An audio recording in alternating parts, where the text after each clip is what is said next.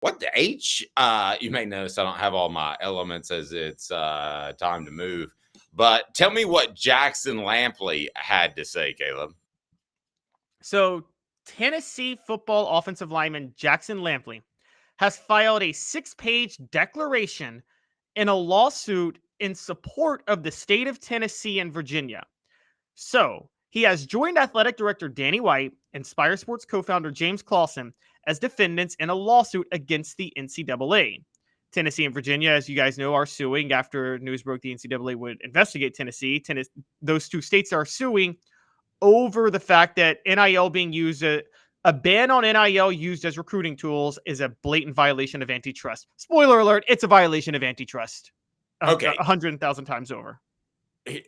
I was actually right before we went to bed and watched Caleb's video, which still sounds weird. I actually was sitting around at the time just before that, and I was thinking the NCAA Tennessee issue. What does Jackson Lampley have to think about that?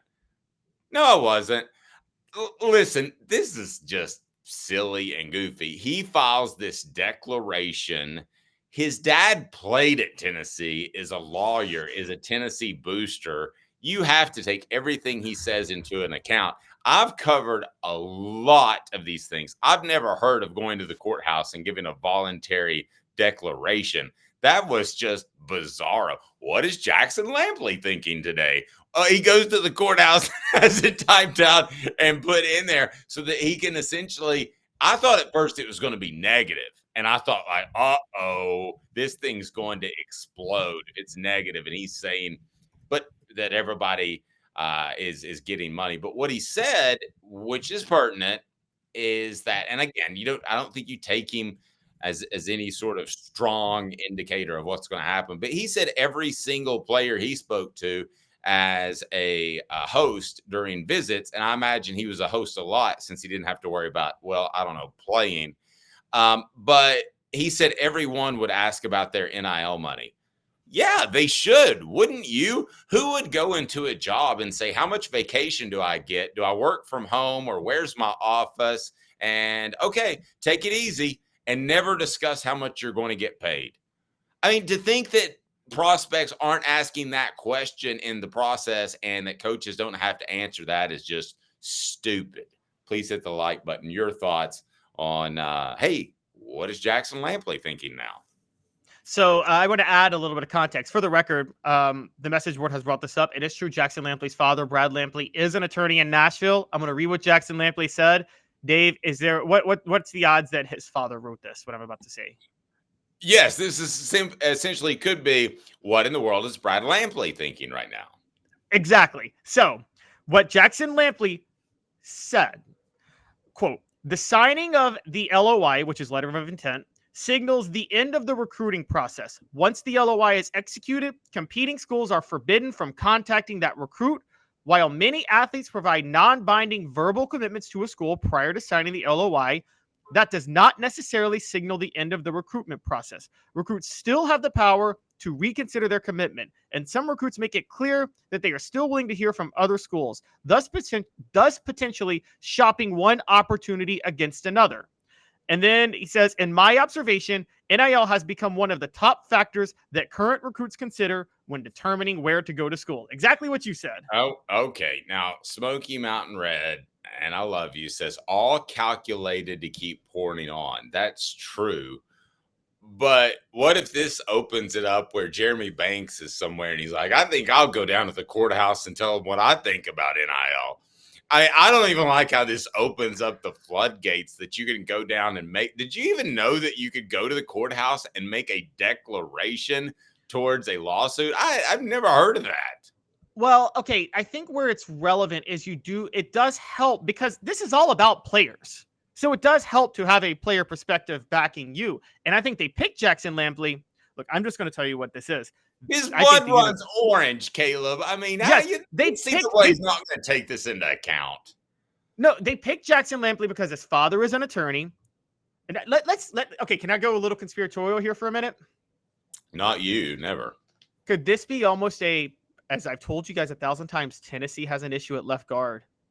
Could this almost be I will start you at left guard this year if you go do this for me. Josh Heupel and Daniel White No, saying that. I'm no, saying that kid can't play, man. I'm sorry, no chance. the kid can't play. I mean, come on. You've seen him out there in garbage time. I'd run Andre Carrig post knee to the club before I'd run Jackson Lampley out there. Well, basically, the thing that was weird was it was that it would be one thing if Jackson Lampley was coming in to give a player's perspective over how this impacts us in NIL. He basically just talks about the overall landscape of NIL and recruiting. And it's like, okay, first of all, my question, and you would probably have the same question. Jackson Lampley probably had committed to Tennessee by the time he could play football, right? He didn't really go through recruiting. Fallout Zone's right. He goes, he's the GPA booster. I remember one time when Tennessee took a guy, and if you want to do the research, you can. It's a 3-star prospect, and he was the nephew of one of Tennessee's bigger boosters. There was Haslam, and then there was a second tier of about 5 guys. And I asked somebody at Tennessee, "Why did you take him?" He goes, "We always need a bag man. It's easier to get money to current players if you have a guy on the team that has access to a lot of money." I was like, "You didn't mean to tell me that." And he goes, "That one probably slipped." Is that why they take?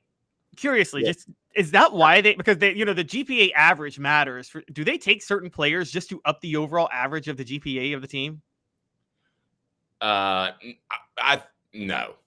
I think, okay, the only smart thing that Derek Dooley says is it's a bell curve, okay? Most of your guys, you want to be good people and you want them to be good football players, but you take a risk on some guys on the right and you take the smarter guys on the left that will help you with your GPA and your team culture. But for the most part, no, they don't take a GPA boosters. And by the way, has anybody thought how there hasn't been an academic scandal in college football recruiting in like forever since the North Carolina thing? I mean, what has happened? We're all talking about NIL, and I bet these kids aren't going to class or doing anything.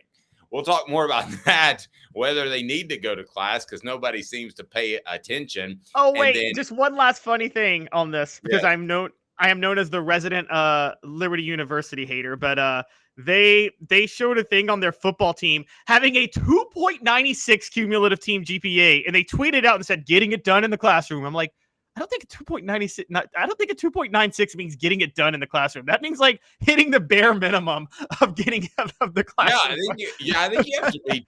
I think you have to be 2.5 to be eligible. So it should have been 2.96. Almost everyone eligible.